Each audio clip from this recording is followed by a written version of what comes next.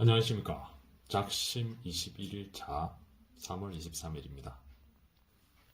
오늘은 사도행전 23장에서부터 28절까지 사도행전 마무리 지었고요. 그 다음에 시편 144장에서부터 150장에서 총 8장 정도 읽은 것 같습니다. 아침에 좀 흥분해서 죄송합니다. 저는 성경을 추종한 사람은 아닙니다. 또 하나님을 믿기는 하지만 심적으로 굉장히 믿는다 그런 것도 아닙니다. 저는 사실 하나님을 믿는 것보다는 진리를 믿고요. 진리를 추종하는 사람입니다. 성경이 진리라면 진리일 수도 있겠다 싶어서 이제 알아가는 과정이고요.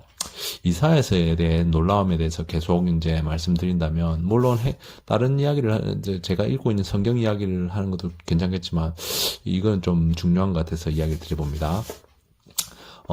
아침에 사도행전 8장 34절에서 39절, 에디오피아 내시, 그러니까, 이사야서 53장 7에서 9절을 읽고 있던 에디오피아 내시죠.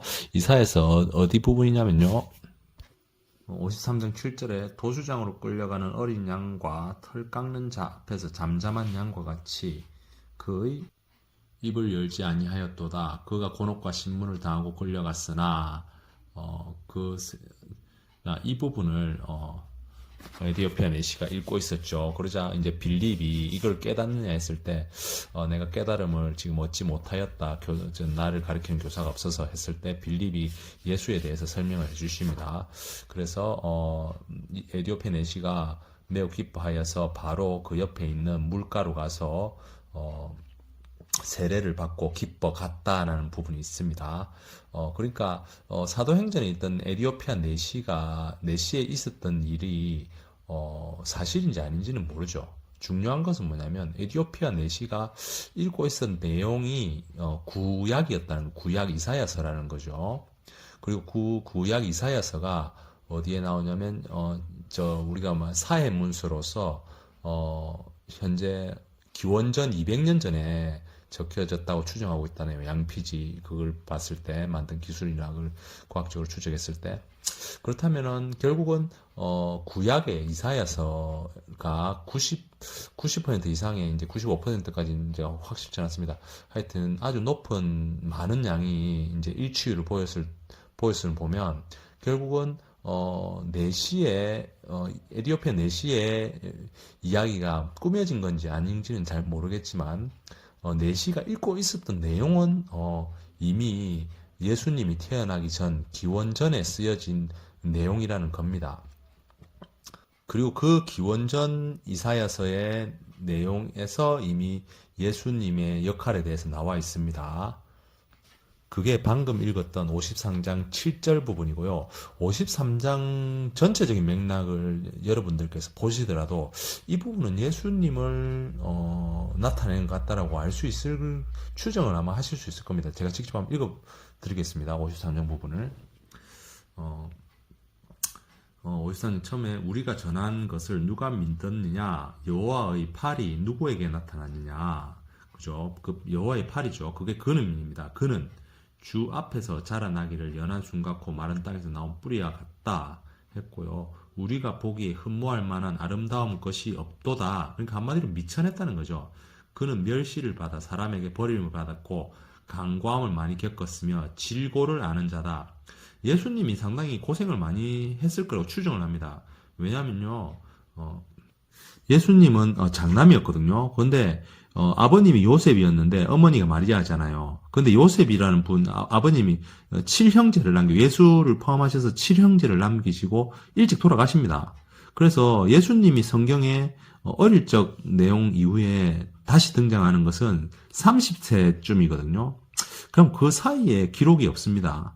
그래서 사람들이 추정하기로, 예수님은 그때 이제 추정하기로 가족들을 어느 정도 그때 당시에 여자는 경제적인 활동을 못 하잖아요. 그러니까 장자였던 예수님이 목수로서, 한마디로 지금으로 치면 노가다 십장이죠. 노가다, 좀 험하게 말해서 죄송합니다.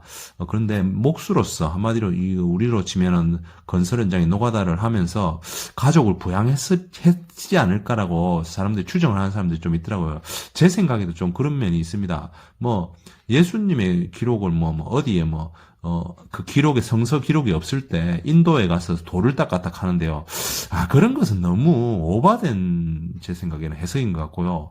가장 그냥 제가 보기에 추정할 수 있는 인간적인 면에서는 아무리 예수님이라 그래도 가족이라는 그 존재에 대해서 자기 가족도 못 챙기면서 어떻게 인류를 구하겠습니까? 인류를 구하기 전에 이미 가족을 구하기 위해서 가족들이 어느 정도 성장할 때까지는 가족을 부양하기 위해서 바쁘지 않았을까? 그래서 그 부분이 아마 제 생각에는 그런 멸시를 받았고 버림받았다. 그리고 많은 질고를 아는 자다. 질고를 알려면 세상살이를 해야 되잖아요. 저 같은 경우도 지금 이렇게 고생을 하면서 많은 바를 느낀 이유는 많은 실패를 했기 때문입니다. 가족도 잃어보고 돈도 잃어보고 건강도 잃어보고 하다 보니까 이제는 내 삶을 좀 다시 살아봐야 되겠다는 그런 생각이 그런 고난이 축복이듯이 그런 깨달음으로부터 지금 제가 이렇게 하고 있는 거거든요. 그래서 여기도 예수님에 대한 이제 부분이 나오죠. 그리고 또 그는 실로 4절 가보면 그는 실로 우리의 질고를 쥐고 우리의 슬픔을 당하였거늘 해서 하나님께 맞으며 고난 당하였나 하노라 우리가 그렇게 했지만 그 5절에 나옵니다. 그가 찔림은 우리의 허물 때문이요 그가 상함은 우리의 죄악 때문이라 그가 징계받음으로 우리는 평화를 누리고 그가 채찍을 맞음으로 우리는 나음을 받았도다. 우리는 다 양 같아서 각기 제 갈 길로 가거늘 여호와께서 우리의 죄악을 그에게 담당시켰도다. 사실 이 내용 저는 거의 예수로 보입니다.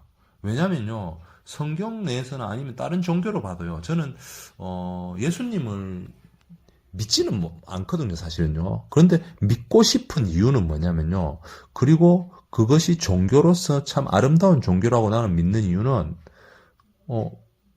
예수님 스스로 십자가에 못 박히셨잖아요. 교주가 자기 스스로 자기의 목숨을 버리면서까지 진리를 쫓아가는 종교는 제가 알고 있는 종교 중에서는 없습니다. 그래서 저는 예수님을 존경합니다. 만약에 계시다면요.